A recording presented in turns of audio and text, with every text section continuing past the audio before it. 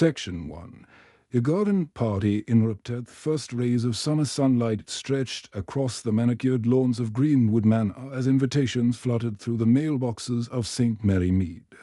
Lady Constance Harcourt's annual greenhouse fete was renowned for two things: the dazzling ray of exotic blooms beneath its glass roof and the genteel gossip that trailed in its wake. This year, however, the gentle hum of polite conversation would give way to something far more sinister. At precisely 3:30, a cluster of well-appointed carriages clattered down the gravel drive.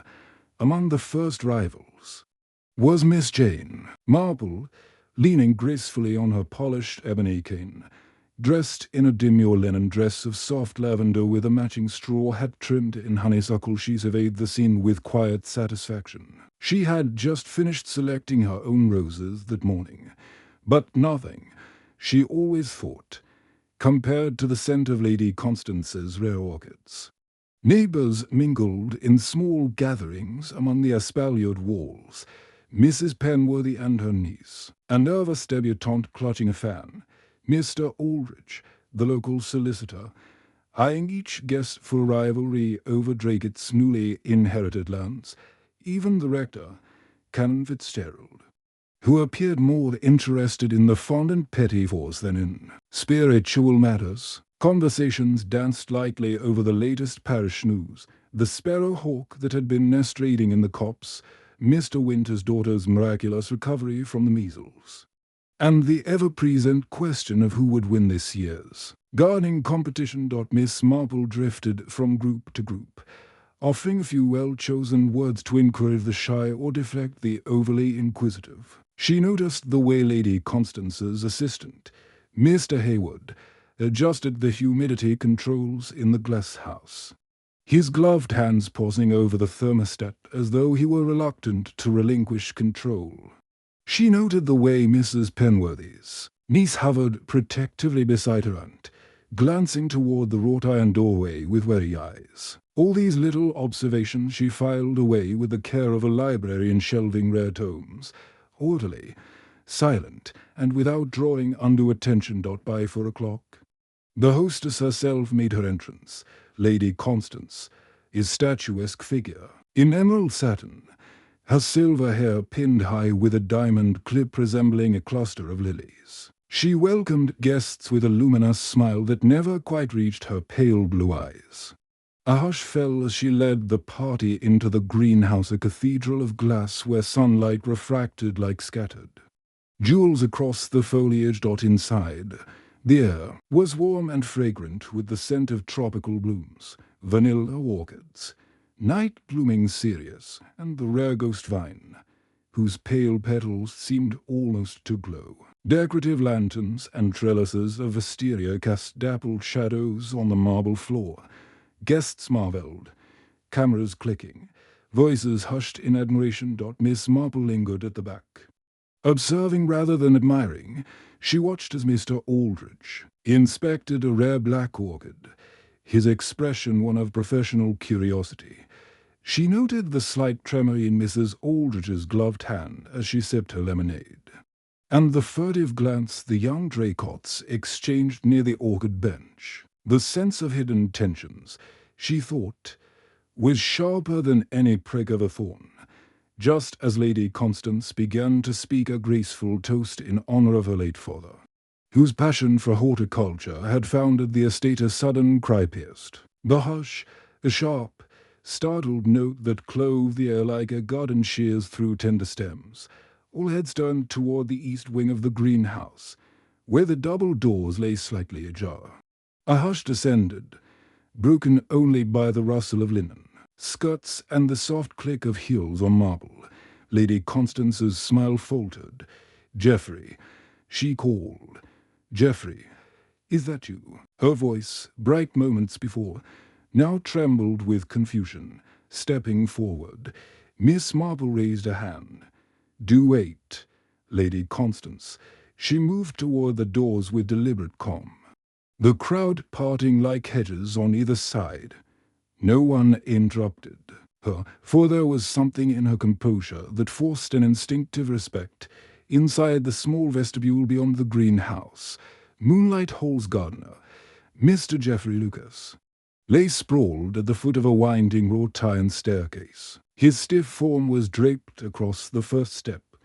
One hand clutched at his chest, the other spread open on the marble floor as if reaching for an unseen handrail. A single black orchid petal rested on his lapel odd adornment upon grey tweed. Gasps echoed from the greenhouse.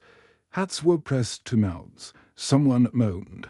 Lady Constance hurried forward, her skirts rustling like dry leaves, and knelt beside the fallen man. Miss Marple remained a step behind, hands folded neatly at her waist.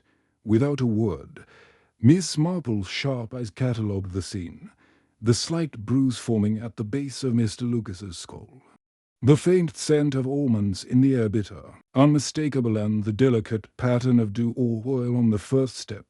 She observed the set of his shoulders, rigid now in death, and the neat scarf marks on the marble that suggested a struggle. The hush deepened as Lady Constance rose, trembling. "He's dead," she whispered. "But how?" Inspector Craddock, summoned earlier by the cook's frantic cries, appeared at the greenhouse doors. His uniform was impeccable, his expression grave. He edged past the throng of guests and knelt, reaching for Mr. Lucas's wrist. "Dead," he confirmed softly. He straightened, voice carrying through the greenhouse like a tolling bell. "Ladies and gentlemen, I'm afraid we must ask you all to remain. No one is to leave until we've made some inquiries." A murmur ran through the assembly. Mrs. Penworthy clutched her niece's arm. Mr. Aldridge offered a handkerchief to Mrs. Aldridge, his face pale. Lady Constance's smile had vanished entirely, replaced by a stern resolve. Miss Marple lingered in the doorway, eyes fixed on the lifeless gardener. Beneath the sunlit glass roof, a single, perfect shadow lay across the marble steps, an ominous silhouette that promised secrets darker than any night-blooming flower, and among the assembled guests, at least one held the knowledge of what had truly transpired. Miss Marple tapped her cane once on the threshold. "A most unfortunate accident," she murmured, "but accidents are sometimes too convenient." She stepped fully inside. "Shall we begin?" Chapter 2. The village reacts. A pall of shock settled over St. Mary Mead like a sudden frost. News of Geoffrey Lucas's death spread through Greenwood Manor's greenhouse and beyond with startling speed. By the time Inspector Craddock had secured the scene and questioned Lady Constance Harcourt, a knot of villagers had gathered in the rose garden beyond the glass-house windows, their faces a mixture of horror and fascination. Mrs. Penworthy, her gloves pressed tight against trembling fingers, leaned toward the rector, Canon Fitzgerald, whispering behind a trembling fan. "It's unthinkable," she murmured. "Geoffrey was so steadfast, so reliable. Who would wish him harm?" Canon Fitzgerald dipped his chin, his kindly face creased with concern, but his curiosity was evident in the way his eyes flicked toward the greenhouse doors. "A tragedy indeed, my dear. Yet we must trust Inspector Craddock's inquiries." He brushed a fleck of pollen from his sleeve, as though worried the flowers themselves might bear witness. Not far off, Mr. Aldridge and Mrs. Aldridge stood apart from the throng. She dabbed at her eyes with a lace handkerchief while he fixed his gaze on Lady Constance, attempting to read her countenance. "It's terribly inconvenient," he muttered under his breath, though whether he meant the loss of the gardener or the unexpected delay to the fete was unclear. Mrs. Aldridge nodded numbly, her thoughts perhaps drifting to the spaces between her husband's ambitions and her own quietly buried disappointments. Meanwhile, in one corner of the garden, young Rosemary Drake huddled with her brother, Edward. Both were pale. Rosemary's usually crisp hat wry atop her curls. She jabbered, in a low voice, clinging to his arm as though fearing he might vanish. Edward, striving to appear composed, put an arm round her shoulders, It will all be all right, love, he said. Though his voice wavered, Rosemary's eyes, wide with alarm, darted back toward the greenhouse. But who could do such a thing? She whispered Dot at the greenhouse entrance. The inspector stood firm, guiding Miss Marple aside so he could question her privately. Miss Marple leaned her cane against the ornate ironwork and allowed Craddock to speak first. "Miss Marple, I understand you were among the first on the scene," he began, his tone respectful yet urgent. "Did you see anything unusual before Mr. Lucas fell?" She folded her hands on her cane, lifting her gaze with calm assurance. "Nothing that would strike the untrained observer," she replied, her voice steady. "But I did notice that Mr. Hayward, Lady Constance's assistant, hesitated at those double doors, as though he were expecting someone, and I observed a faint smudge on the banister of the staircase, as if someone had grasped it in haste." She paused, allowing the inspector to absorb each word. A gardener is ordinarily confident on his own turf. His hesitation suggests he might have encountered someone or something unexpected. Inspector Craddock tapped his notebook. "Mr. Hayward claims he was calibrating the humidity controls and saw nothing amiss. We shall speak with him shortly." He looked back toward the assembled villagers, now grouped in anxious clusters. "At present, I must ask every guest to remain within the grounds. No visitor leaves until I have spoken with them all." As the inspector retraced his steps into the greenhouse, Miss Marple remained for a moment at the threshold, studying the curious. Gathering in her mind, she catalogued each expression: the tightened jaw of Mr. Aldridge, the tear-streaked cheeks of Mrs. Aldridge, the nervous posture of Mrs. Penworthy's niece. Each told a different story, yet all shared a common undercurrent. Fear that their own secrets might be revealed. Dot in the rose garden. Gossip thrived like wild ivy. Mrs. Mallow, whose window overlooked the manor grounds, had already described the scene to half the village by runner pigeon. She declared Mr. Lucas a dear, honest man, and insisted the incident must be an accident, an unlucky fall. She said, though she coughed as she added, "Though one cannot help wondering." Nearby, Mr. Bracewell, who managed the village, shop, speculated on the motive. "It must be money, of course," he proclaimed, adjusting his waistcoat. "Gardening pays well these days. Perhaps Mr. Lucas had taken more than his fair share of Lady Constance's funds." Behind him, Mrs. Bracewell frowned at her husband's suggestion, muttering, "Frank, you know he was devoted to Lady Constance. There's charity and loyalty in that boy's heart." Meanwhile, a small group circled Canon Fitzgerald. One parishioner leaned in, asking whether the gardener's death might be God's will, a test for the community. The canon shook his head. "God may permit, but I do not believe he orchestrates such violence." His words carried weight, but his uneasy glance toward the greenhouse revealed his own uncertainty. Inside the glass house, aghast guests clustered round the first scene of tragedy. Lady Constance stood by her gardener's side, composed now in grief, her emerald gown brushing the marble floor. She waved away the inspector's questions with gentle authority. Her face pale but resolute. "Please," she said softly, "take all the time you need. I shall wait here." She sank onto a wrought iron bench framed with jasmine, settling into a posture of wounded dignity. Beside her, Mr. Hayward hovered, wringing his gloves. Miss Marple approached quietly, careful not to interrupt the inspector's formalities. "Lady Constance," she said, bending slightly at the waist, "one wonders if our gardener's accident might have been orchestrated to look like misfortune." Lady Constance met her gaze, the diamond lilies in her hair catching the sifting light. "My dear Miss Marple, I cannot bear the thought," she whispered, voice breaking. "We lost my father to a horticultural mishap. I cannot face another tragedy in this glass house. She glanced downward, and Miss Marple noted how her hand trembled ever so slightly. Sometimes, Miss Marple observed softly, a tragedy can be the only way to silence a secret. The words hung between them, charged with unspoken implication. Lady Constance's blue eyes flicked to the nearby orchid benches, as though searching for an invisible clue dot at that moment. A faint crack of thunder echoed from the sky, an illumined drum signaling gathering storm clouds. Outside, guests looked upward, as though nature itself objected to the proceedings.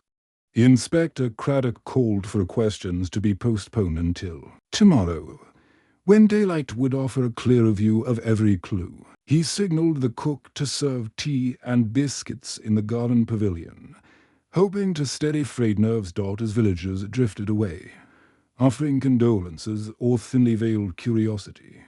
Miss Marple remained with Lady Constance. Carefully, she pointed toward the staircase where Mr. Lucas had fallen. Lady Constance, might you allow me to inspect the banister? The hostess hesitated, then gave a faint nod. Miss Marble's gloved hand brushed along the smooth iron rail. She detected two sets of faint smudges, one near the top, where a hand might have steadied itself, and another closer to the middle, as though someone had climbed hastily. She inhaled the faint scent of almonds again, remembering the gardener's lifeless form, poison or perhaps a distraction to draw him up those steps. Lady Constance watched her in silence, grief and shock etched deeply in her features. I had no idea anyone among my guests would wish harm upon Geoffrey, she said, voice tight. He was a loyal servant, indeed, Miss Marple replied, straightening. But loyalty can breed resentments in curious ways. She tapped her cane lightly on the tile. Tomorrow, when we question everyone in turn, we shall learn precisely which loyalties ran shallow and which ran deadly. A distant owl hooted from the ancient oak at the garden's edge, as if endorsing Miss Marple's words, and in the gathering dusk, the village of St. Mary Mead stood silent, each soul turning over memories of the day's polite but hurried conversations, wondering whether the shadows beneath the greenhouse roof concealed more than just a loss but the makings of a long-buried secret at last clawing its way into the light. Chapter 3. Early investigation dawn broke over St. Mary Mead with a pale wash of pink light, but few slept soundly after the gruesome discovery in Greenwood Manor's greenhouse. Word had spread swiftly. Mr. Geoffrey Lucas's fall was not a simple accident, as the inspector quietly informed Lady Constance Harcourt. The household staff had been confined to the servants' wing, while the guests still lingering under the guise of polite hospitality were summoned one by one to the drawing-room for questioning. Miss Marple arrived shortly after 8 o'clock, her straw hat now exchanged for a simple black bow, and settled into a high-backed chair by the window. A low fire crackled in the hearth, and the curtains, drawn against the early chill, gave the room an air of solemn privacy. She was joined by Inspector Craddock, who carried his notebook and wore an expression of guarded determination. Tea and toast were brought in by Mrs. Keating, the housekeeper, whose shock at the tragedy was tempered by a lifetime of discretion. "Thank you for seeing to these," Miss Marple said, lifting her cup with delicate fingers. A clear head seldom thrives on grief and empty stomachs. She offered the inspector a plate of marmalade-topped toast. He accepted it with a curt nod. "Miss Marple, I value your assistance," he began, carefully choosing each word. "Lady Constance has little desire for gossip to overshadow her father's legacy. If you would observe the interviews and offer any insights, I would be most grateful." He cleared his throat. "I must question Mr. Hayward first. He was present in the greenhouse when the incident occurred."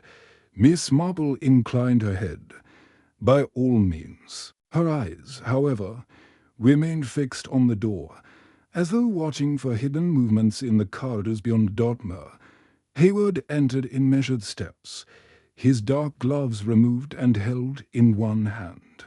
His pale face bore the strain of sleepless hours. He bowed to the inspector, then offered a stiff nod to Miss Marple. "Inspector, Miss Marple," he said, voice low. He glanced round the drawing-room as though uncertain where to direct his attention. "Edward Hayward," the inspector said, flipping his notebook open. "You stated yesterday that you were adjusting the humidity controls when you heard Mr. Lucas fall. Did you hear any voices or see anyone else approach the greenhouse?" His pen hovered. Hayward's mouth tightened. "No, sir. I was alone. The control panel stands at the back near the cast-iron doors. I had just completed the calibration." He paused, as if to steady himself, when I heard a muffled cry. I rushed to the doors and found Mr. Lucas at the bottom of the steps. I called for Lady Constance and fetched help. Miss Marple watched as the inspector scribbled notes. She observed Hayward's throat working in a subtle swallow and the way his eyes flicked toward the fireplace, avoiding direct contact. When Craddock finished, he looked up. "And did you notice anything odd on the banister or near the staircase? Any sign of debris?" "Fluid." Hayward shook his head. "Nothing that seemed out of place. But of course, I was too startled to examine closely. You must understand. I thought it an accident." He cast a worried glance toward Miss Marple, who gave him a reassuring tilt of the head. Once Hayward departed, the inspector closed his notebook with a snap. "He maintains he saw no one," he said. Yet Miss Marple noted smudges on the banister and a faint scent of almonds consistent with cyanide gas or perhaps cyanide-based pesticide used in greenhouses. He frowned. Unusual for this setting. Miss Marple sipped her tea. Many suburban gardeners use mild cyanide compounds to deter pests, but Mr. Lucas would have been familiar with their use. One does not cling to a banister after inhaling such fumes. One collapses instantly. She set down her cup. This suggests our gardener was alive long enough to move, to engage with someone or to discover something and then to be rendered helpless. Inspector Craddock Sprouse note. "We must consider that possibility. Who among the guests might have knowledge of greenhouse compounds, and who among them had motive to silence him?" He tapped the notebook. "I will interview the Draycotts next." Moments later, Rosemary and Edward Draycott were ushered into the drawing-room. The siblings entered together, Rosemary clutching Edward's sleeve as though seeking comfort. Edward's composure was strained. He offered a tight smile to the inspector and Miss Marple. "Good morning," Edward said. His voice quavered. "How may we help?" He pressed his palms together. Inspector Craddock gestured to chairs. "Please sit. You were among the last to leave the greenhouse yesterday afternoon. Do you recall anything unusual?" He paused. Edward glanced at Rosemary, whose wide eyes strove to appear calm.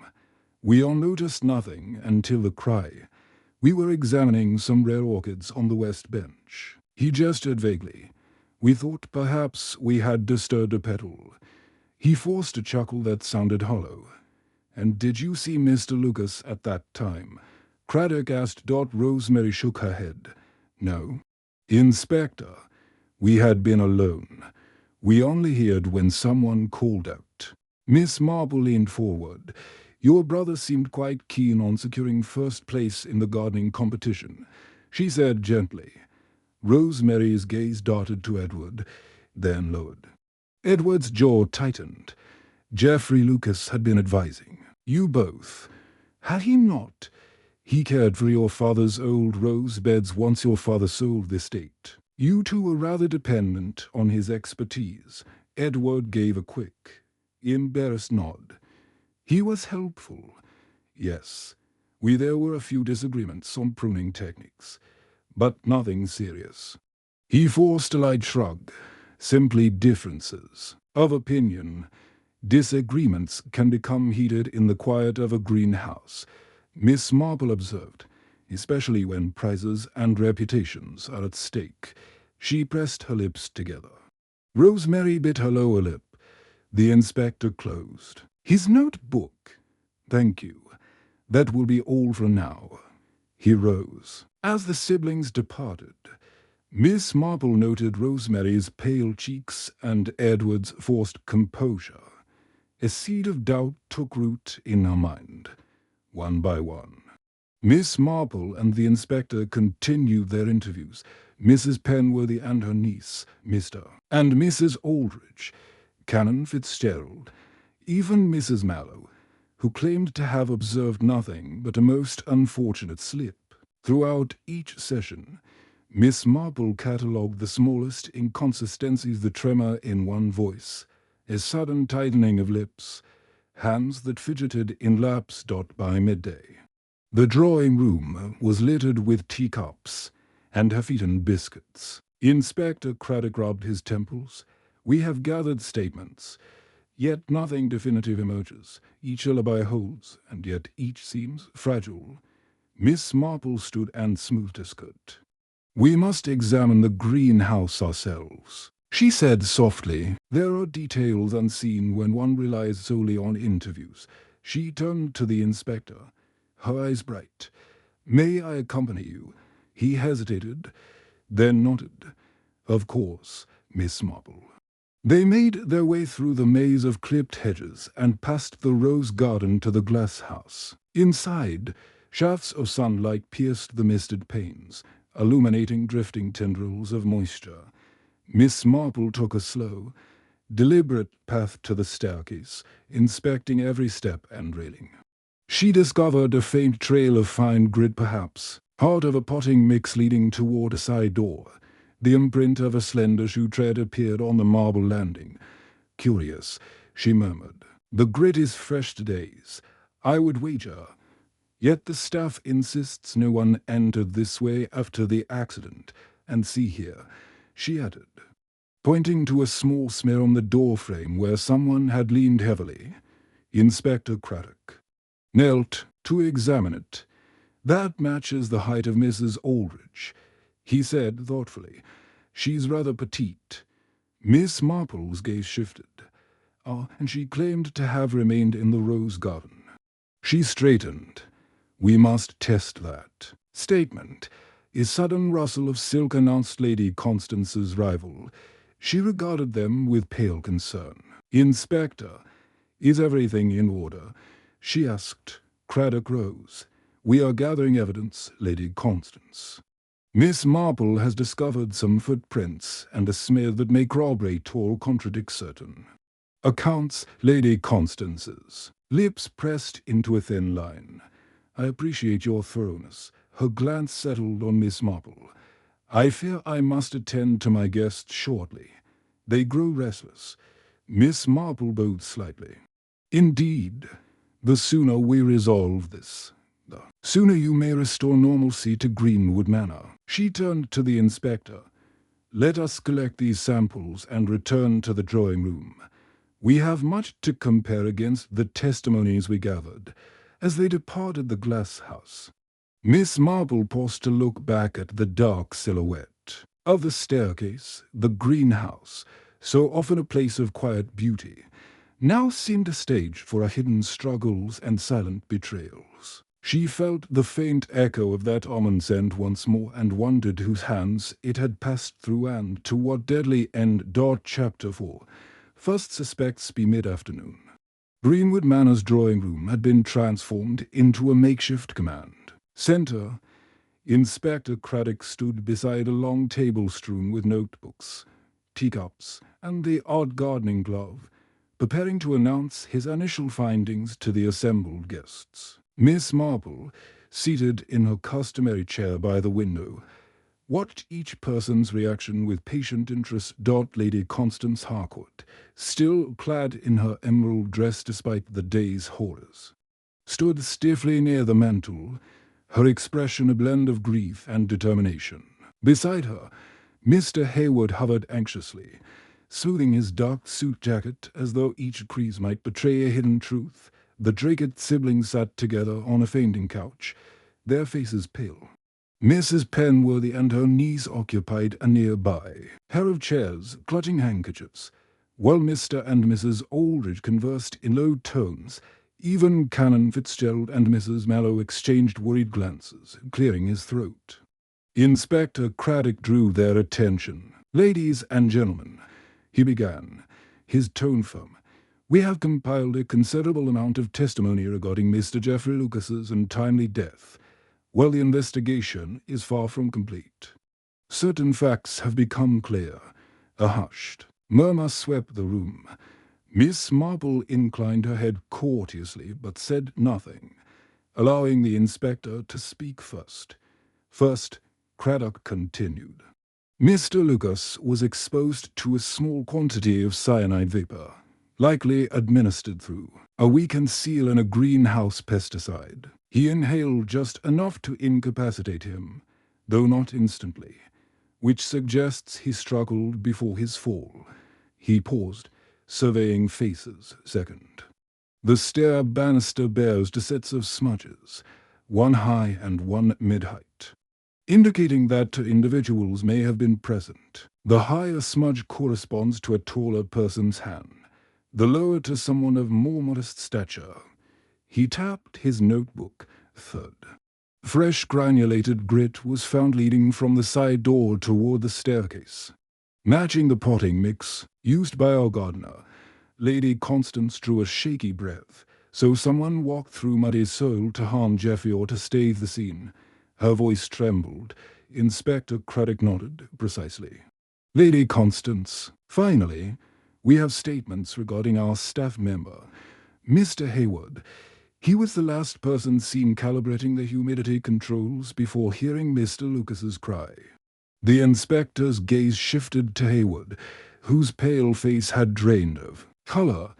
"His account is consistent in broad strokes, but certain details conflict with the physical evidence. He claims to have heard the gardener's fall and rushed in immediately, yet the lower handprint on the banister is at thigh height, not consistent with the reach of a kneeling man." A low gasp went round the room. Mr. Hayward's mouth opened, then closed again without a word. Inspector Craddock pressed on. "Mr. Hayward, I must ask, did you touch the banister at all after discovering Mr. Lucas?" Hayward swallowed. I simply supported myself as I bent down." His voice was unsteady. "I did not think to note the exact height." "Curious," Craddock murmured. "Miss Marple observed that the higher smudge bears traces of glove fabric. Your gloves, Mr. Hayward, were removed only after you entered the greenhouse. Was there any reason you might have worn them on the banister?" He looked round. "I welcome any clarification." Hayward's eyes flicked to Miss Marple, who inclined her head encouragingly. He drew a shaky breath.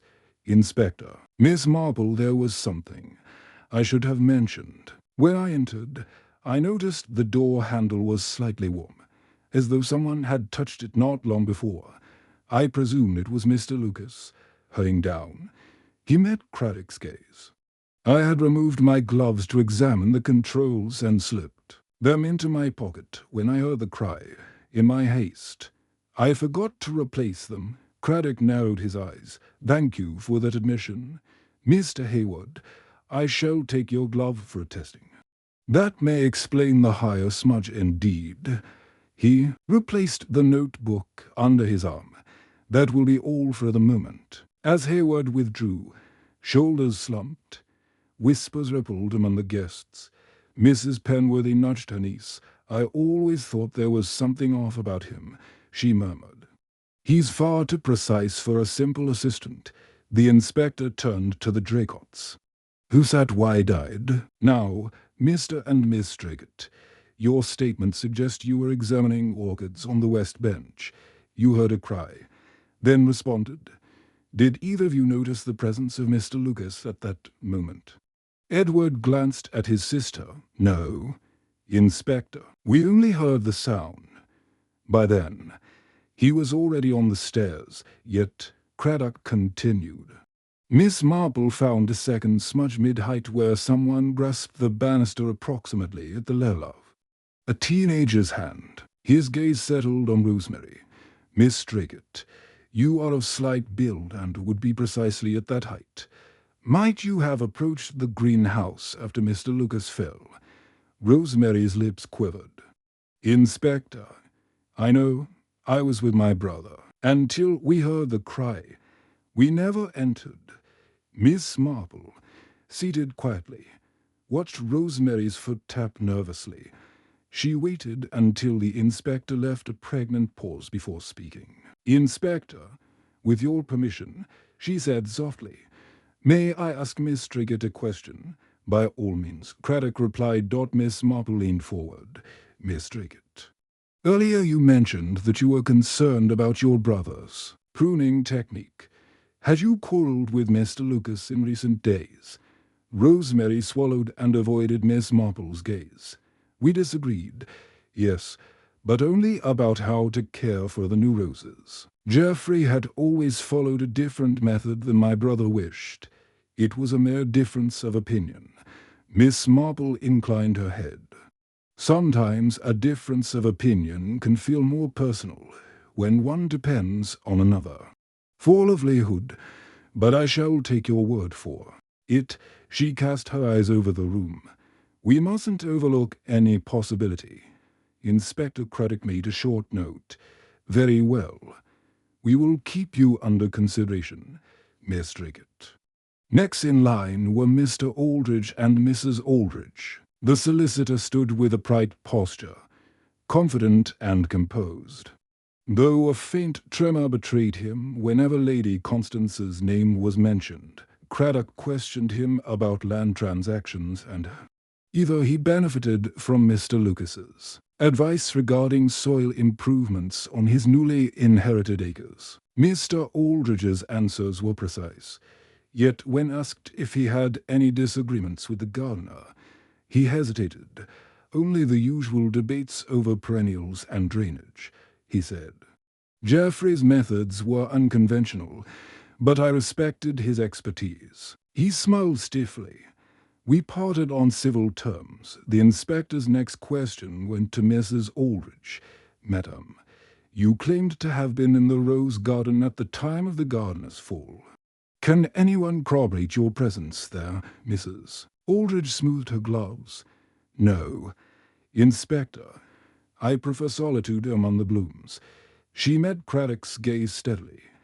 "I saw no one, heard nothing until the cry." Miss Marple noted Mrs. Aldridge's calmness, but also the faint smudge on her glove cuff, a speck of potting grit, though she had claimed not to have handled any soil that afternoon. After questioning each guest, Inspector Craddock stepped back and surveyed the room. "Ladies and gentlemen, you are all free to retire to the pavilion for refreshments. However, please remain on the grounds until evening. We have a fresh lead. Mr. Hayward's gloves may confirm his involvement, and certain footprints and smudges lend weight to Miss Marple's theories." He turned to Lady Constance. "I thank you for your cooperation and patience."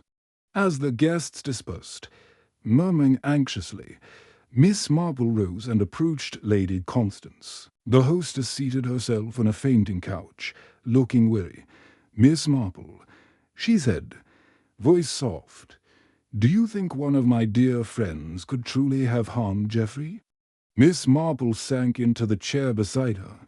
"I am not yet certain, Lady Constance. But our first suspects are those whose statements and the physical evidence intersect most conspicuously.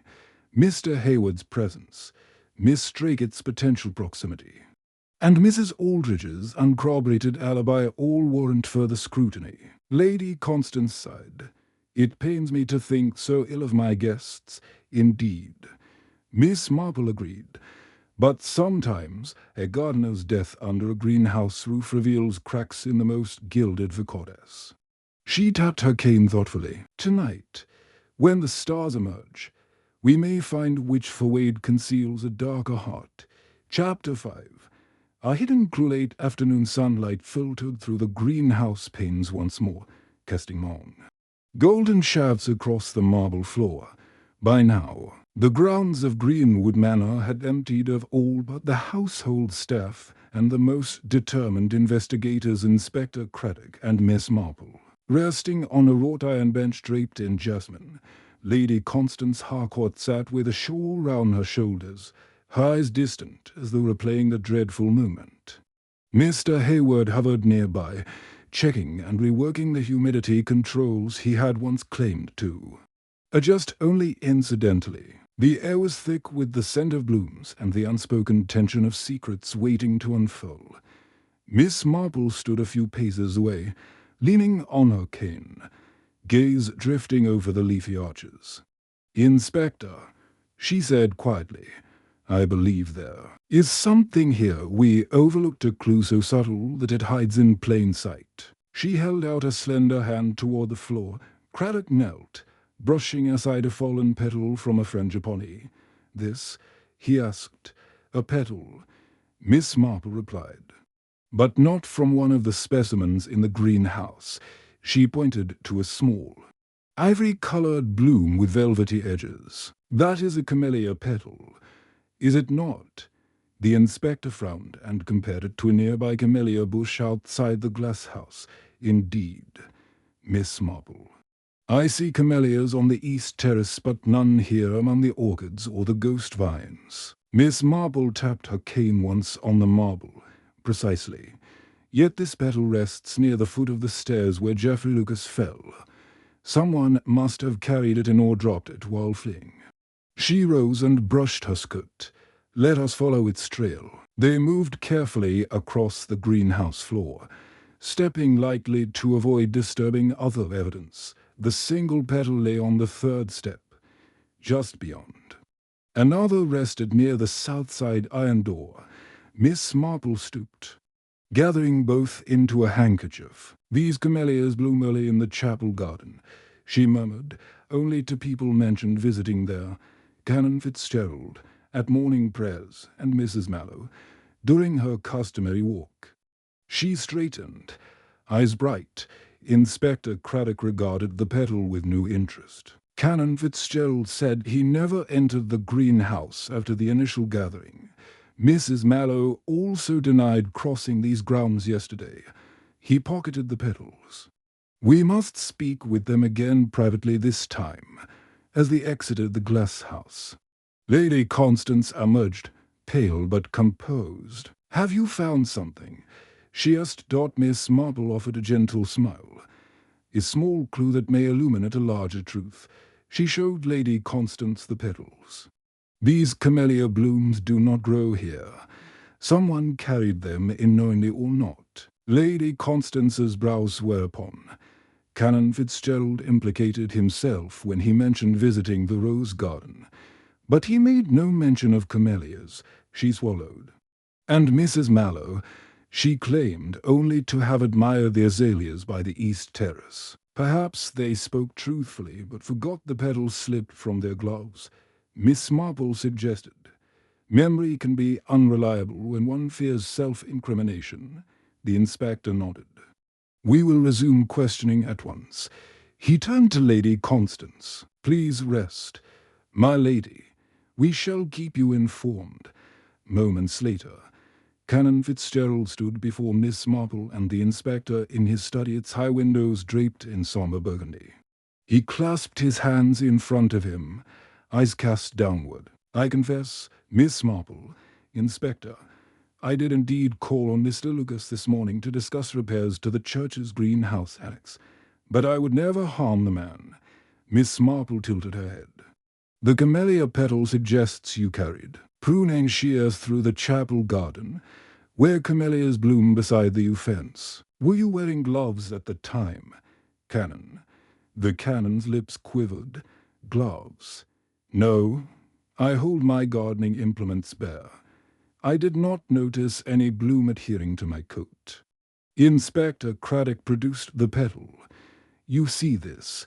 It was found throughout the greenhouse, including by the stairs." He watched the canon's face pale. "Where else might you have brushed against a camellia?" Fitzgerald pressed his lips together. "On the church grounds, yes. But I did not think to clean my coat after our discussion. Yet I was in the greenhouse." Again briefly before the garden party ended. I inspected the humidity meter with Mr. Hayward's permission, but I swear I left immediately upon hearing Lady Constance's cry. Miss Marple stepped forward, voice gentle yet firm. Canon. The hidden clue is not merely the petal, but what it represents. Movement. You were the only guest who had reason and opportunity to enter the greenhouse twice, and camellia petals, when fresh, dislodge easily. If you brushed past a shrub, some might cling to your lapel. Fitzgerald swallowed, gaze flicking to the door. I had meant no harm, but when I saw Geoffrey's form, I feared I would be implicated in the accident. My reputation, my parish. It must have been a tragic oversight.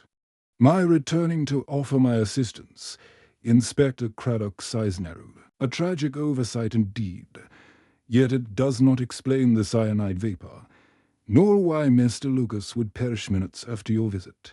The canon shook his head. No, I could not poison him. I sought only to ensure he was alive. He glanced at Miss Marple. Can you believe me? Miss Marple studied him kindly. Your agitation is understandable, Canon. Yet belief is less important than proof.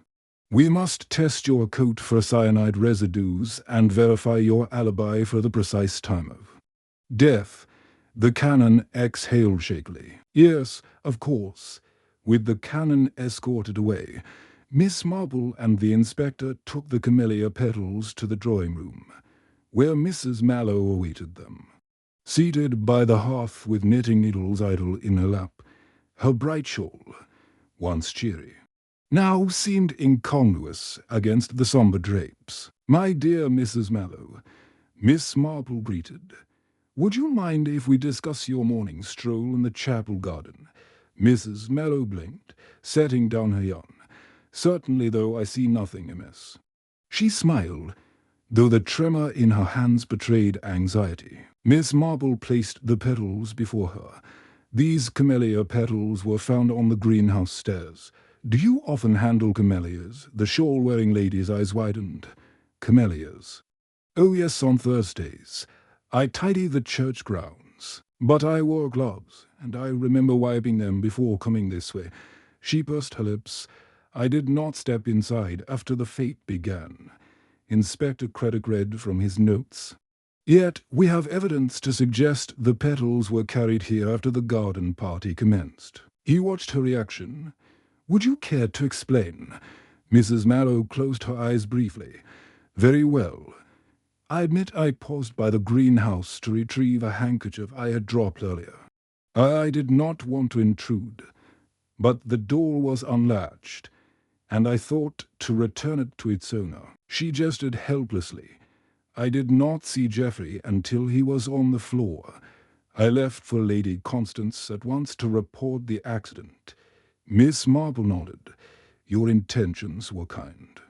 But the petal proves you entered the greenhouse unobserved. Moreover, you smelled of lavender not the greenhouse scent, but the lavender soap you use. I detected it on the staircase. Mrs. Mallow's gaze fell. Yes, I helped Mrs. Aldridge wash her gloves this morning. The lavender soap, but I assure you, I touched nothing else. Inspector Craddock tapped his notebook. Two unusual entries now Canon Fitzgerald's repeated visit and Mrs. Mallow's unannounced entry. Both could explain the camellia petal, but neither explains the cyanide or that gritty trail. Miss Marple's eyes narrowed thoughtfully. The trail led from the side door to the stairs. She reminded him, we have yet to examine one more area, the rose garden, if someone carried the pesticide canister in from outside. Traces might remain on the soil or foliage. The inspector stood. Then to the rose garden we go. He offered his arm to Miss Marple. She rose gracefully, retrieving the handkerchief with the petals. A hidden clue can lead to yet another hidden place, she murmured. Let us see what the roses have to tell. Together, they left the drawing-room, leaving Lady Constance to await news, and set off toward the hedge-lined paths where roses glowed like embers in the evening light. The secrets of Greenwood Manor were unraveling, petal by petal, and soon the true killer's path would be laid bare. Chapter 6. Confrontations and Secret's Throws garden lay hushed beneath an opal sky, its winding paths draped in shadows that lengthened with each passing moment. Inspector Craddock and Miss Marple moved slowly between the venerable bushes, pausing often to examine the dark, loamy soil, dew glistened on velvet petals, and the rich scent of roses mingled with the faint tang of lingering pesticide. As they reached the western quadrant where the soil had been most recently disturbed, Miss Marple crouched beside a neatly pruned floribunda. "Notice the remnants here," she murmured, brushing away a scattering of fresh earth. "Those granules match the composition of the potting mix we found on the greenhouse floor. Whoever carried the pesticide canister in must have trodden this path." Inspector Craddock knelt beside her, lifting a small sample between gloved fingers. "And here," he said, pointing to a barely perceptible crushed leaf at the base of the bush, a fragment of label bearing the words cyanide emulsion, the very compound we suspect was used. He stored the fragment carefully. "This confirms our suspicions. The murderer planted the source here, then carried it inside." Miss Marple rose, her gaze sweeping across the garden benches. The evening breeze stirred the bushes, and somewhere a thrush began its twilight song. "We must determine who visited this part of the garden in the hour before the fate. It narrows our field considerably." They retraced their steps to the pavilion, where Lady Constance still presided over a small cluster of guests who had not yet departed.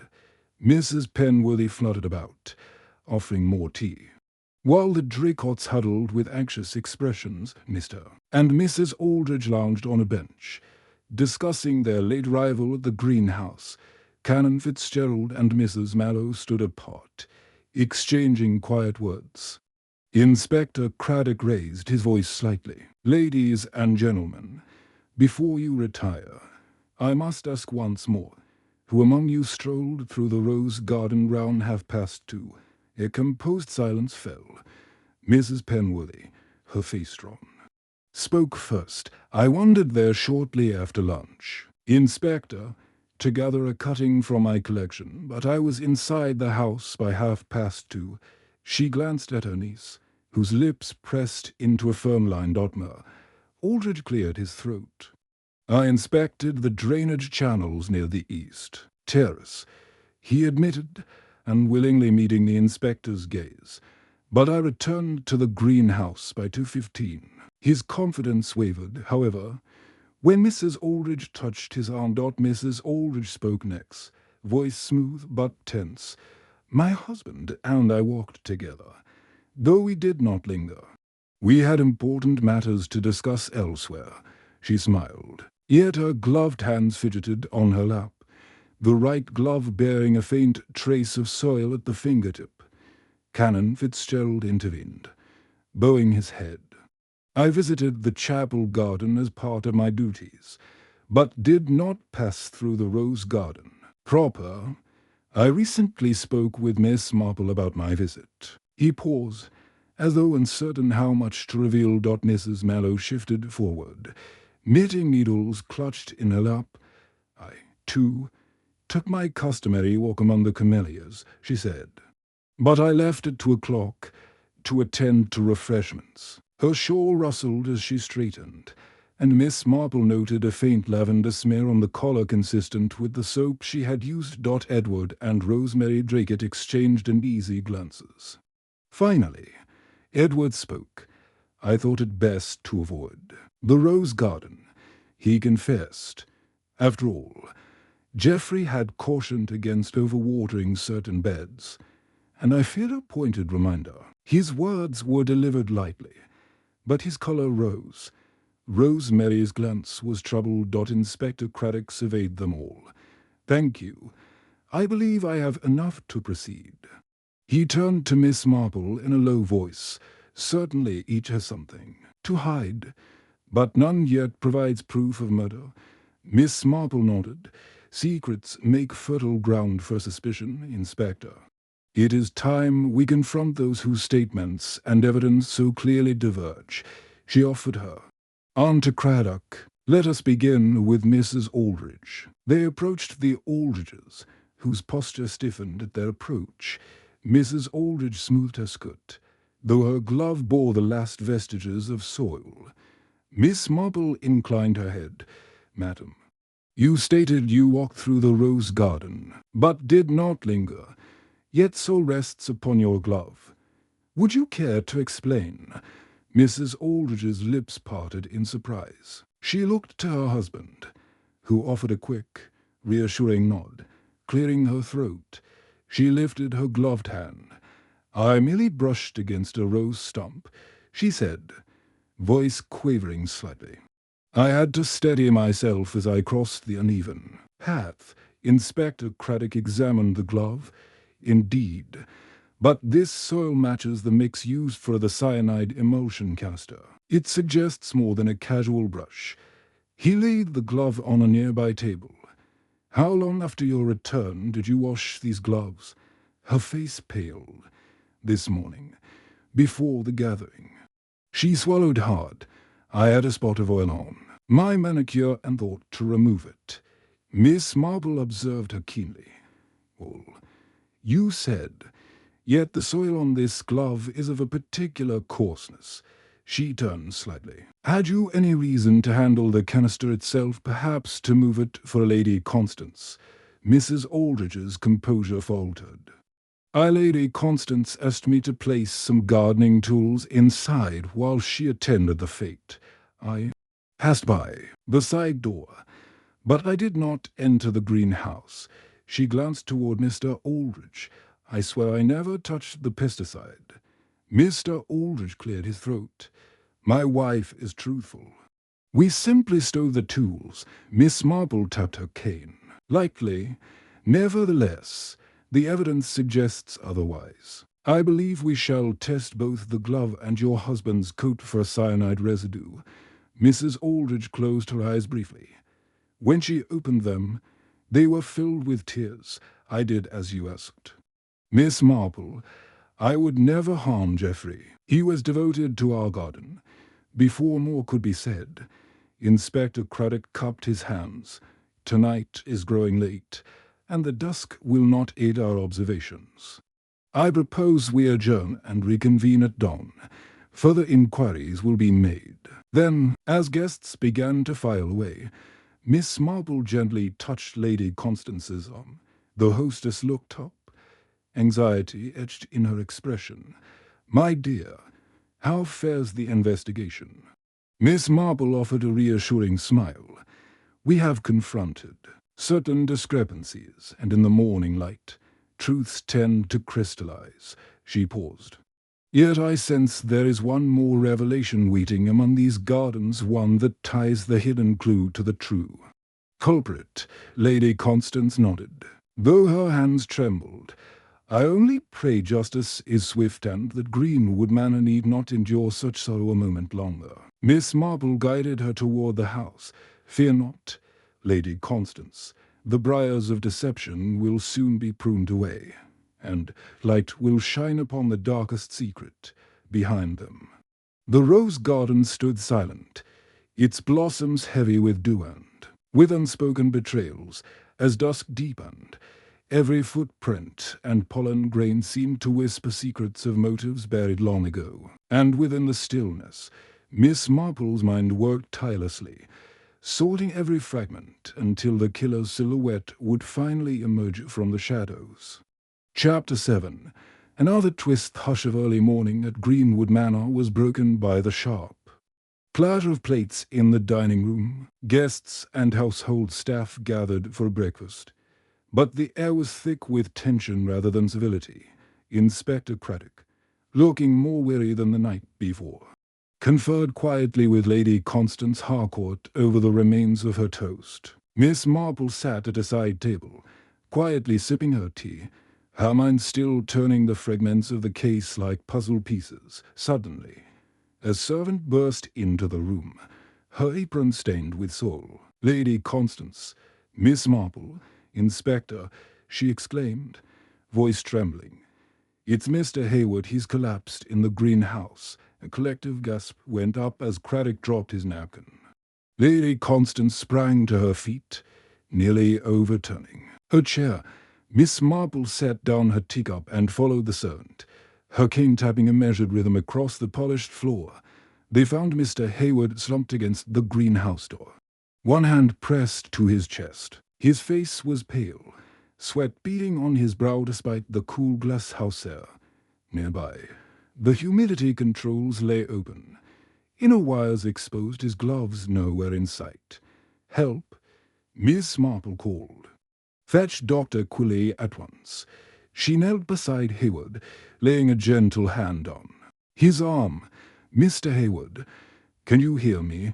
She noted the faint blossom scent mingled with something acrid, an echo of almonds.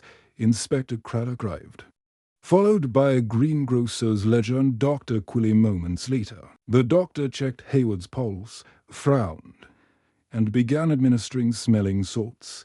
Gradually, Hayward's eyes fluttered open, confusion giving way to pain. "Poison," Dr. Quilley said quietly to Craddock. "He's inhaled a trace amount enough to cause collapse, but not fatal if treated promptly." He pressed a reassuring hand on Hayward's shoulder. "You'll recover, Mr. Hayward, but you must tell us what happened." Once Hayward was helped to a bench near the jasmine trellis. Lady Constance and Miss Marple gathered round him. The inspector stood slightly apart, notebook in hand. "Mr. Hayward," Craddock said softly, "this cannot be an accident." Hayward's lips trembled. He swallowed hard. "I went back to adjust the humidity again," he gasped. "But when I opened the panel, I saw the canister was gone." I heard a click behind me, turned, and then the door slammed. Something hissed before I fell. He shuddered. "I thought someone was trying to finish the gardener's work." Miss Marble's gaze flicked to the empty shelf where the cyanide canister had rested. "Someone removed the weapon after its job was done and was willing to silence you, too." She touched his hand gently. "Can you recall what you heard before the hiss?" Hayward closed his eyes. A woman's voice, soft, urgent. "I didn't register words, only the tone. Like a reprimand." He swallowed again. "I saw a flash of a sleeve pink or perhaps rose." Lady Constance's breath caught. "Miss Penworthy's niece," she whispered. "Her gown was pink at the feet." Miss Marple inclined her head. "Or Mrs. Aldrich's ribbon," she mused. "Yet both have alibis. We must consider that our initial suspects are not the only ones capable of concealment." She rose, cane in hand. "Inspector, I believe we must re-question each guest about their movements overnight." Craddock nodded. "Yes, and secure the greenhouse. No one enters or leaves until we have a full account." He turned to the servants. "String a cordon and post someone at each entrance." Within the hour, the greenhouse corridors were sealed off, and the guests assembled again in the drawing room. Word of Hayward's poisoning spread like wildfire, reinforcing the urgency of the investigation. Miss Marple took her seat by the window, watching each guest file in. Pale as spectres in the twilight gloom. First came Mrs. Penworthy and her niece, Lily. Mrs. Penworthy's eyes were red from weeping. Lily's face was set in a stubborn mask. Next arrived the Aldriches, their posture stiff and defensive. The Draycotts followed, Edward's jaw clenched and Rosemary's hands twisting together. Canon Fitzgerald appeared with measured calm, and Mrs. Mallow hovered at the back, her knitting abandoned. Inspector Craddock cleared his throat. "Last night and early this morning, someone tampered with the greenhouse canister and attempted to poison Mr. Hayward. This indicates a second motive, perhaps to tie up a loose end. I must ask each of you to recount your activities between 9 last night and dawn." A hush fell. Miss Marple observed the exchange of glances, noting who shifted first and who avoided her gaze. Mrs. Penworthy spoke first. "My dear, I retired early. I was in my room by 9:30, reading until I fell asleep. She glanced at Lily for confirmation. Lily nodded. We share a room. I heard nothing unusual. Inspector Craddock noted it down. And you, Miss Lily, did you remain with your aunt? Lily's voice was timid. Yes, sir. I'm a light sleeper. I would have heard anything. She bit her lip and glanced at Mrs. Aldrich. When it was the Aldrich's turn, Mr. Aldrich folded his arms. We retired after the dinner. Rose and I had tea in our sitting room, discussing a client matter. We did not leave the house. Mrs. Aldrich added. We spoke until nearly midnight, then went to bed. We heard no sounds from the greenhouse. Miss Marple watched Mrs. Aldrich's eyes flick to the window. And did you awaken at any point? She asked gently. Mrs. Aldrich's hand gripped the armrest. No, I slept soundly. The Draycotts were next. Edward cleared his throat. I was in my study, preparing notes on the land sale. Rosemary was with me until nearly 10. Rosemary nodded. Then I went to check on the cook's cat in the scullery. I returned directly to our room and slept. Her cheeks pinked at the mention of the cat. Miss Marple made a note. Canon Fitzgerald followed. I had late prayers in the chapel, then retired early. I made no further visits to the greenhouse. His voice was calm, but Miss Marple caught the subtle tremor in his tone. She recalled his repeated entries the day before and the camellia, petal trail. Lastly, Mrs. Mallow cleared her throat. I left Lady Constance's side to fetch more knitting needles at 10 o'clock. I walked through the west corridor, but did not enter the greenhouse. I returned to my cottage shortly after. She fumbled with her shawl. I was home by 11. Inspector Craddock closed his notebook. Thank you all. At present. No one admits being near the greenhouse at the time of Hayward's poisoning, but someone did someone familiar with its layout and the canister's location. He locked eyes with Lady Constance. If you recall any further suspicious sounds or lights last night, please inform me immediately, as the guests dispersed to their rooms. Lady Constance sank into a chair beside Miss Marple. Her hands trembled. Another poisoning, another attempt to cover tracks. Who would do such a thing? She whispered. Miss Marple patted her hand. Someone desperate. Dear Lady Constance. The second twist narrows the field. The suspect must know the greenhouse intimately and have access at night. She tilted her head, and the soft feminine voice and rose sleeve pointed to someone accustomed to silk and society gowns. I suspect Mrs. Aldrich or Mrs. Penworthy's niece, or perhaps someone even closer to you, lady. Constance drew a shaky breath. But why? What further secret must they protect? Miss Marple stood, cane in hand, determination in her eyes. That is the question we shall answer next. Let us rest now. In a few hours, at dawn, we will search every room and every corridor until the true culprit slips from the shadows. Outside, the greenhouse looms silent under the moonlit sky. Within its glass walls, the echoes of two attempts, one fatal, one nearly so hung like spectres, promising that the ultimate revelation would be more startling than any had yet imagined. Chapter 8.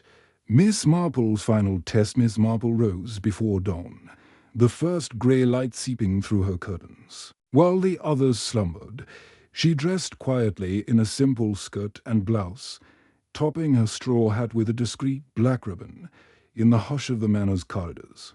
She collected her cane and a covered tray, a silver teapot, delicate cups, and a flask of Lady Constance's special chamomile blend. Her plan was set: to draw out the culprit by creating a small crisis in the greenhouse, then observe reactions. By 6:30, the rest of the household was stirring.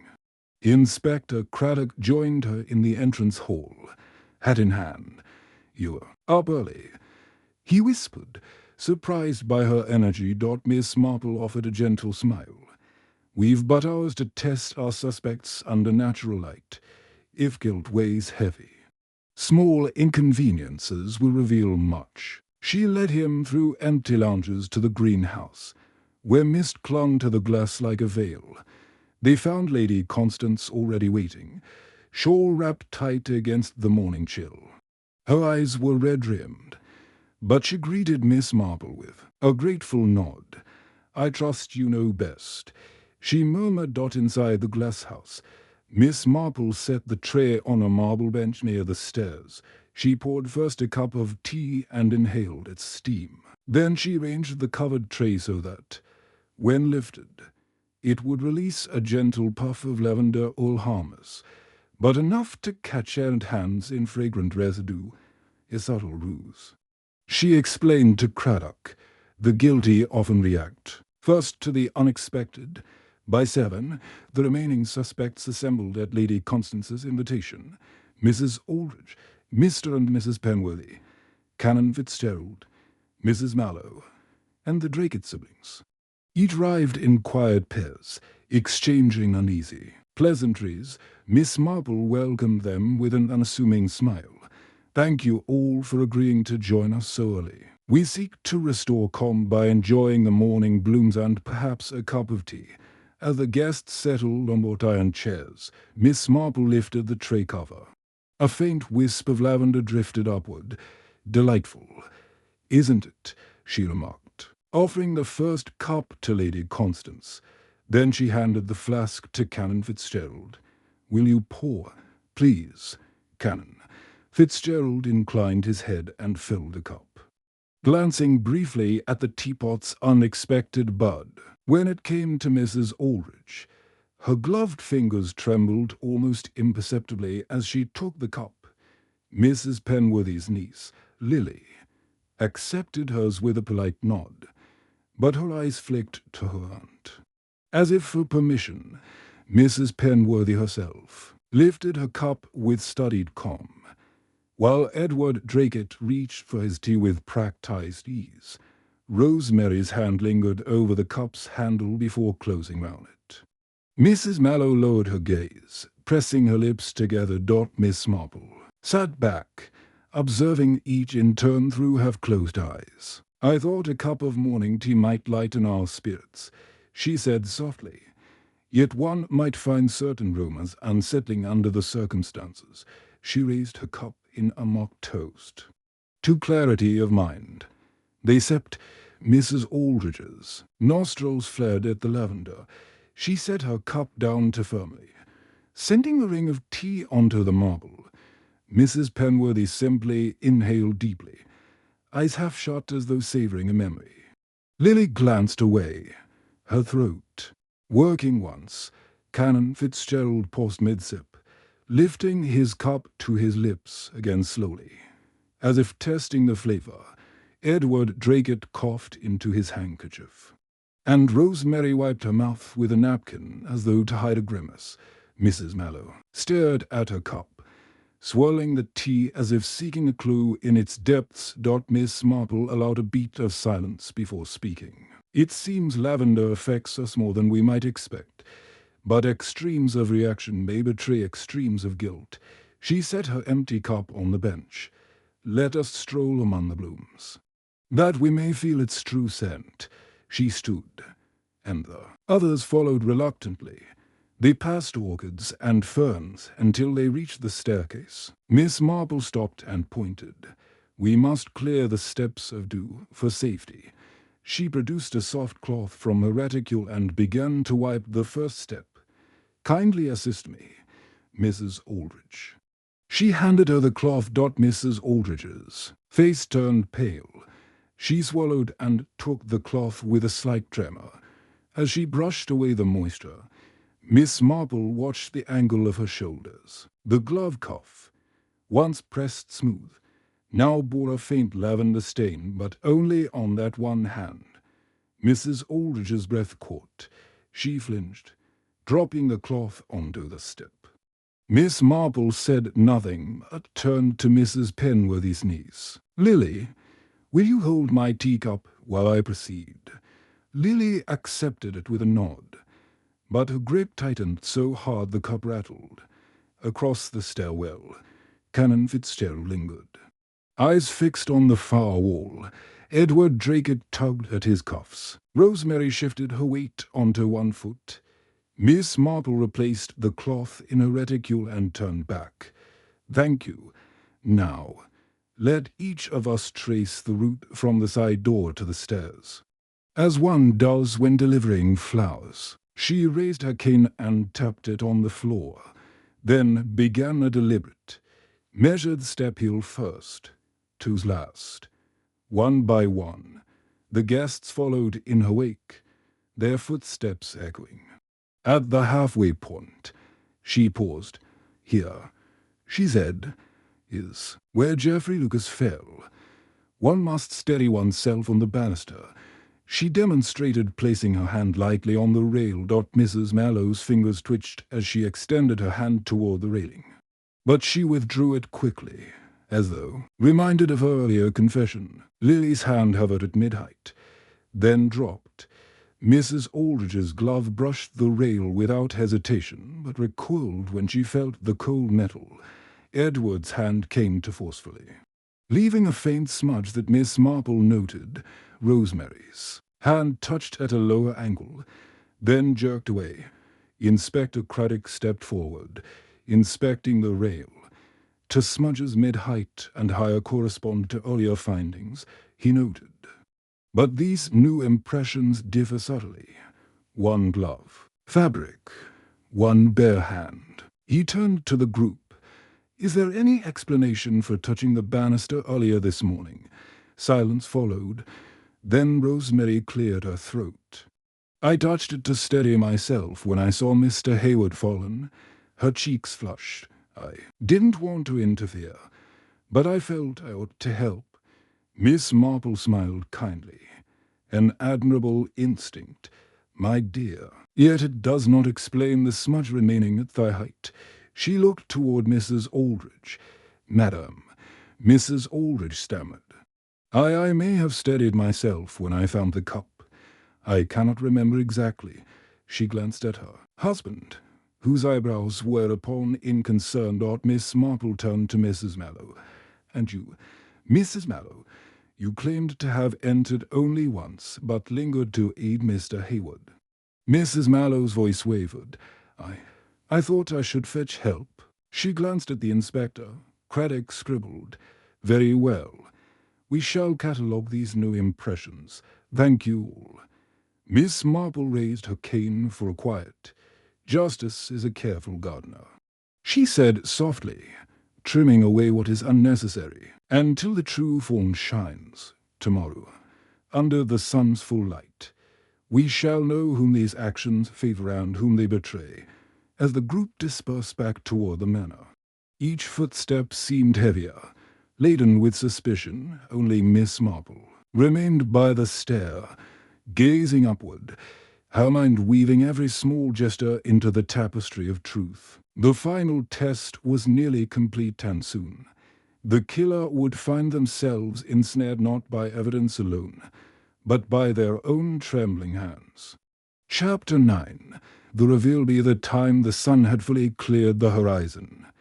Greenwood Manor's greenhouse was bathed in a golden light that set every dew-laden leaf ablaze. Miss Marple stood at the foot of the staircase, her posture composed, yet her keen eyes swept across the assembled guests with calm authority. Inspector Craddock waited beside her, notebook closed, ready to observe what would unfold. Lady Constance, Harcourt, and the remaining villagers, Mrs. Penworthy and Anise Lilly, Canon Fitzgerald, Edward and Rosemary Drake, Mrs. Mallow, and finally Mrs. Aldridge formed a semicircle round the steps. Each faced the detective's unassuming figure, heartbeats quickening in the gentle warmth. Miss Marple tapped her cane lightly. "Thank you all for gathering here again," she began softly. "We have shared tea, traced footsteps, and tested gloves. Now the moment has come to piece these threads into a tapestry of truth." She turned to the banister. Observe these smudges. One at mid-height, one higher. The mid-height mark corresponds to a younger hand, Miss Drakett's, who touched the rail in genuine concern. The higher mark, however, bore traces of glove fabric. She lifted the glove discarded earlier. This glove belonged to Mrs. Aldrich, who admitted passing through the rose garden and handling tools by the side door. Yet she denied touching the pesticide canister, the soil on this glove. Matching the granules we found at the foot of the stairs proved otherwise Mrs. Aldrich's. Face drained of colour, she folded arms, voice trembling. "I only carried in the watering cans." Miss Marple inclined her head. A helpful act, to be sure, yet the decisive point lies here. She produced to camellia petals, these petals, dropped by the culprit when fleeing the greenhouse. Link Lady Constance's chapel garden to the scene. Mrs. Aldrich entered without invitation, despite her denials. Gasps rippled through the group. Mrs. Aldrich lifted a trembling hand. "It was true I carried camellias with me, but that alone does not make me a murderer." Miss Marple allowed a gentle pause. Then she continued, voice firm yet kind. "Yesterday, our gardener Geoffrey Lucas discovered something, unsettling experiments in the rose beds made to ensure winning blooms at any cost. He found cyanide compounds introduced in excessive strength, contrary to safe horticultural practice. He confronted you, Mrs. Aldrich, threatening to inform Lady Constance and the society judges." A tremor ran through Mrs. Aldrich's composure. Her lips parted in a silent gasp. Miss Marple pressed on, fearing disgrace and ruin, both financial and socially, resolved to silence him. "You placed a canister of cyanide emulsion in the rose garden, then carried it inside under the pretense of fetching tools. There, you released a measured puff into the humidity controls, enough to incapacitate Mr. Lucas, but not kill him immediately, then forced him up the stairs to stage a fatal fall." Mrs. Aldrich's eyes filled with tears. She looked to her husband, who stood aghast. "No," he whispered. Miss Marple's gaze was unwavering. "When Mr. Hayward discovered the missing canister and investigated last night, you returned to finish the deed, poisoning him to prevent any revelation. Yet you underestimated the small things. The lavender oil you applied to your gloves this morning, intended to mask cyanide scent, and the keen observation of Miss Marple. She lifted the teacup used in the lavender test. The lavender residue revealed you were at the tea set. Seeking to divert suspicion, you dropped this cloth when startled, leaving your second glove in the greenhouse." Craddock stepped forward. "Mrs. Aldrich, given these facts and your actions, I must place you under arrest for the murder of Geoffrey Lucas and the attempted murder of Edward Hayward." Tears streamed down Mrs. Aldrich's cheeks as the constables approached. She sank to her knees, voice choked. "I only wanted to protect my reputation, my family." Her husband knelt beside her, grief etched in every line of his face. Miss Marple offered no further words. She nodded to Inspector Craddock, who gently led her away.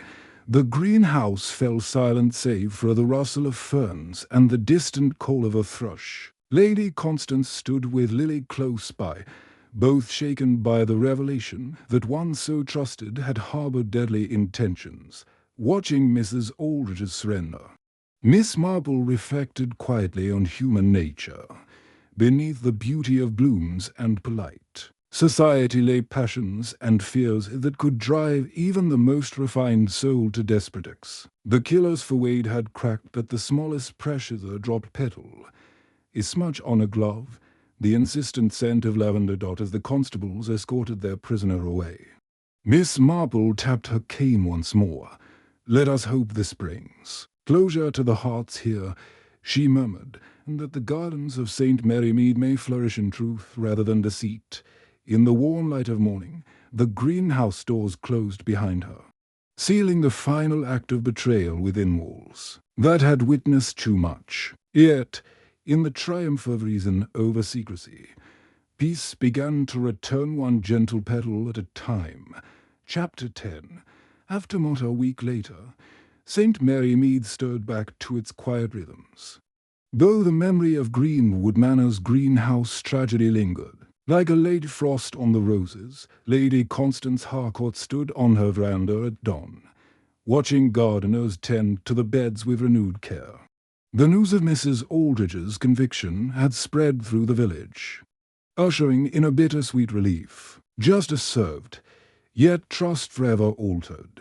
Miss Marple arrived, as was her custom, by the white gate leading up to the manor drive. In her hand she carried a small basket of freshly cut camellias picked from the chapel garden, now tended by Canon Fitzgerald, who had taken special care to replace every misplaced bloom. The petals, so central to unmasking the culprit, now symbolized healing rather than deceit. "Good morning, Lady Constance," Miss Marple called as she approached. The hostess turned, her demeanor composed but softened by gratitude. Beside her stood Inspector Craddock, who tipped his hat in greeting. "Miss Marple," Lady Constance replied, voice warm. "I'm so glad you're here." She gestured toward the greenhouse steps, now scrubbed spotless and gleaming under the rising sun. "We've reopened for light pruning and daily tours only authorized gardeners and myself. Of course," Miss Marple smiled. "A wise precaution, and the villagers?" she asked, slowly returning. Lady Constance said, "Mrs. Penworthy held her fortnightly tea yesterday. Even the Draycotts were in attendance, though guarded. Canon Fitzgerald officiated a special blessing of the gardens, calling the soil hallowed by truth." She laughed softly. "Here's quite earnest." Inspector Craddock joined them. "The police records note your cooperation and discretion. The case, though sorrowful, drew out the best of reasoning and community spirit." He glanced at Miss Marple. "I dare say you deserve most of the credit." Miss Marple patted his arm. "We worked together, Inspector. But it was the little things, the unseen whispers of petals and fingerprints on banisters that did the telling." She offered Lady Constance the basket. "Camellias for your new display." Lady Constance accepted a bloom and inhaled its fragrance. "Thank you. They remind me of resilience and of the kindness that persists even after betrayal." They walked together into the greenhouse. Inside, delicate ferns and orchids thrived under new care. A single black orchid, once admired by Mr. Aldridge, now stood in a place of honor near the steps. Miss Marple paused before it. "May I?" she asked, touching a petal lightly. "Of course," Lady Constance replied. Miss Marple drew from her reticule a small envelope addressed to Mr. Hayward. "I thought you might wish to pass this along. A modest gift from many friends here. In gratitude for your courage and quick thinking." She handed over a collection of notes and a check towards advanced training in horticulture. Hayward, summoned for tea, arrived and accepted the envelope with surprise and gratitude. "Miss Marple, Lady Constance," he said, voice hushed. "I can't tell you how much this means." Lady Constance smiled. "Your loyalty saved more than one life. Geoffrey, we owe you everything." Miss Marple turned to inspect the rose garden through the glass panes, along the path where the soil had once been disturbed. New blooms now stood, their petals unmarred by granules. Even the camellias, replanted in careful rows, seemed to glow. "With quiet dignity, life resumes," Miss Marple observed. "Yet every petal and footprint remains part of the story, an enduring reminder that vigilance and compassion go hand in hand." Inspector Craddock glanced at the soft morning light. "Thank you, Miss Marple. Your final test of tea, of footsteps, was truly masterful." She inclined her head. "Thank you, Inspector. It is always a pleasure to see order restored." She paused, eyes thoughtful.